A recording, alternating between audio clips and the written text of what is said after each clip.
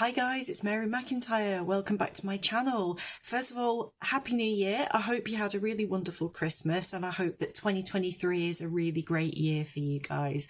The beginning of the year for me is going to have to be undoing the damage done by eating too much cheese and chocolate, but we had a great time. So it's that time of year where I publish the times that the Lunar X and V are visible for the remainder of the year. This year I wanted to change it up a little bit. The Lunar X and V are still my favourite Clair Obscur effects, but they're not the only ones. So this year in my published blog, I've included the times for a couple of other really popular Clair Obscur effects as well. So hopefully that will give you a couple of new things to maybe look for the first time.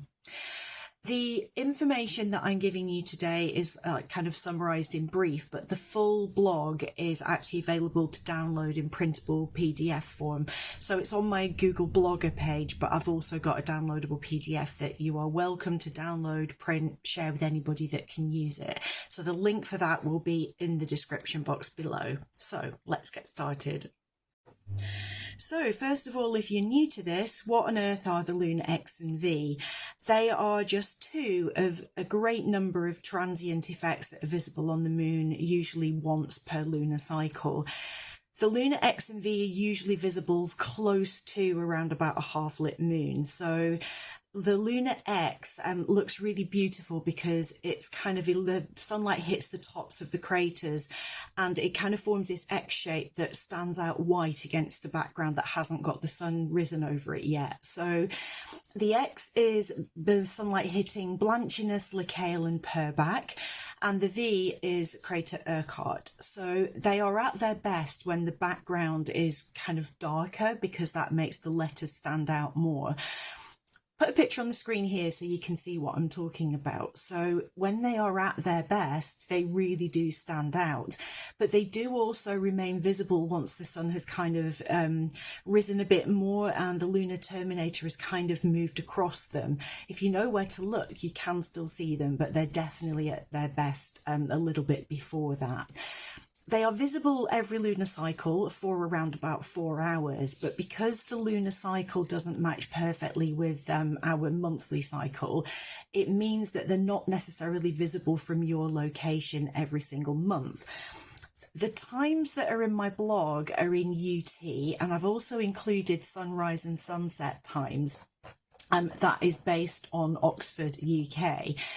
Obviously, the sunrise and sunset times won't be applicable to you if you're not in the UK, but I've put the time that the X and V are visible, just so that you can then look for your own local moonrise and moonset times. So I will put the table up here, but it will be better if you just go and download the PDF and read it properly. But I've highlighted in pink the months where we do have an opportunity to see it from the UK. Unfortunately, most of them are on a daytime moon or one that's kind of almost setting. And while these are very prominent Clair Obscur effects, they can be quite difficult to observe visually on a daytime moon.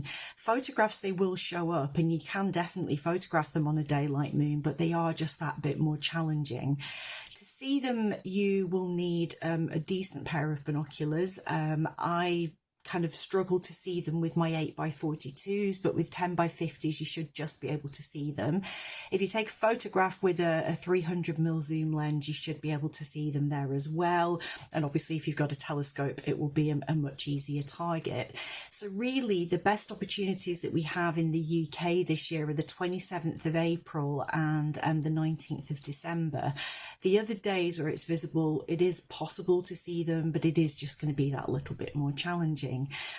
I will include a video here that shows how the area changes as the sun rises over that, and that is a really interesting little snippet of video to look at. And you can see how I did a time lapse where the X just started to become visible and then as the terminator kind of moved across. So I'll just insert that now.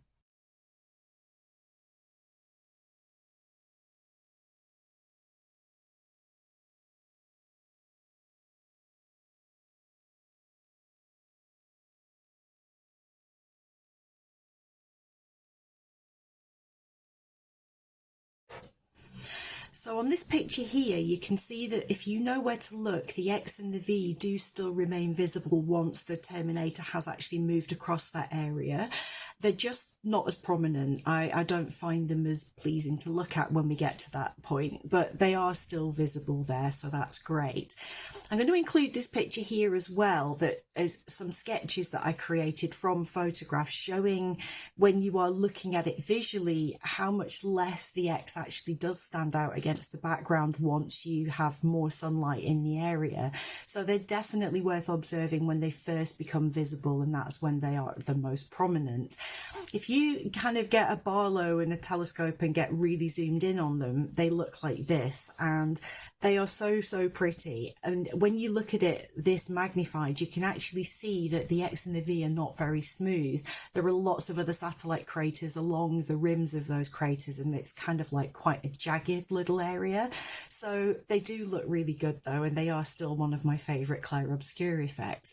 But as I said in the intro, they are not the only ones. So here are a couple of other ones that you can try to look for. So the next one I want to talk about is the face in Albategnius.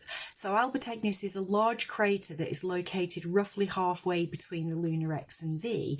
About 2 hours after the Lunar X and V are at their best, if you have a look, like really zoom in on the shadows on crater Albategnius, put it up here, you can actually see that the rim of the crater has undulations in it, and that leads to a not a particularly smooth, even crater shadow that is being cast by the crater wall. And if you look at it at just the right time, it kind of looks like the side profile of a face.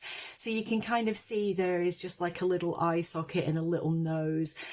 This is a great example of pareidolia, that phenomenon where the human brain sees stimuli in a random thing, and basically we quite often assign human characteristics to something that is just basically a crater shadow, but it really does look like a face inside profile.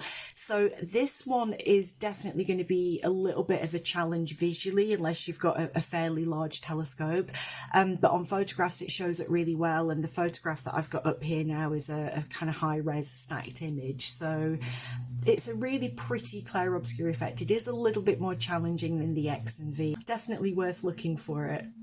So the final one I want to talk about is the eyes of Clavius, and this is another one of my favourites.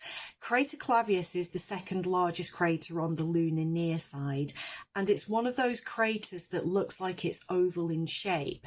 And the reason it looks oval is purely because of its location on the moon. It's on the bottom bit where you end up with this foreshortening effect just because of the position of it. There are actually, in reality, very few craters that are actually oval in shape. Nearly all of the craters that look oval look that way because of they're near the perimeter of the lunar limb, and that causes them to get squished either top to bottom or side to side. So there is actually a photograph taken from orbit that shows that Clavius is a circular crater, so I'll put the comparison here.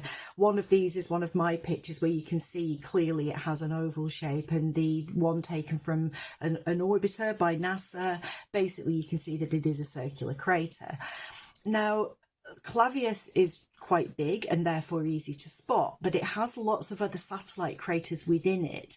As the sun rises over Clavius, sunlight hits the rims of Clavius C and D, which are some satellite craters that are actually located within Clavius itself, and you end up with this kind of, the crater floor is in shadow, then you have these little circles that are basically the highlighted rims of those two little craterlets within it, and that gives this impression that there are two bright white eyes looking out from this shadowy void.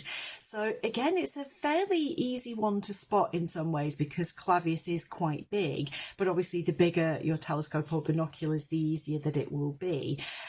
Here is a photograph that shows a comparison of when the eyes of Clavius are visible compared to when the sun is that little bit higher, and it really does make a difference to how much of the crater floor is illuminated. But you can see when you've got a higher sun angle, those craterlets are quite deep and they're casting some really nice crater shadows. So it's again one that is visible once a month, and because of the timings it's not visible absolutely every month from one particular location. So I'm going to put the table up here that shows the times.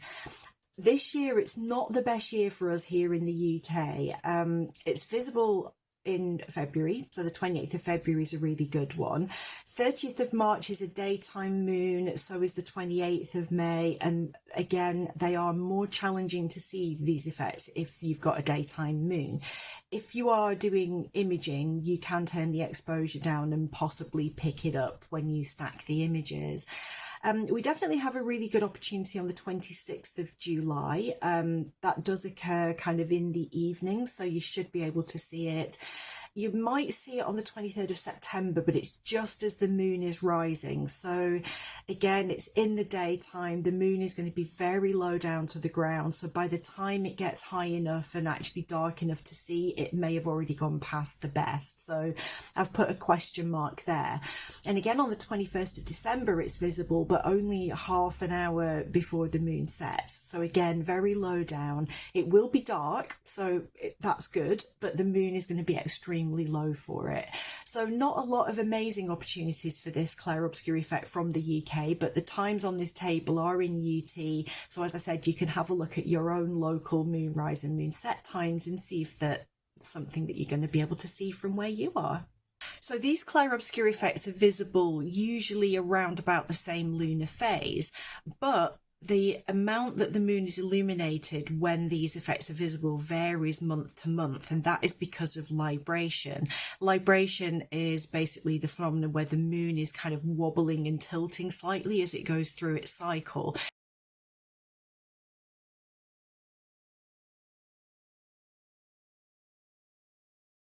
So that will change the position of the crater on the lunar surface relative to where the sunlight is hitting.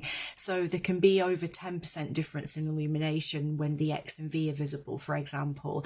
There's less difference a little bit with the eyes of Clavius, and that's due to where the crater's located. But this is why it's not straightforward to try to calculate exactly when these things are visible. So I've done that for you and put the times in the data tables. So hopefully that will help.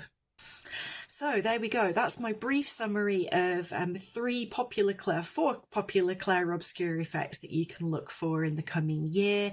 Please let me know on social media if you see them. Have you seen them before? Have you taken pictures of them?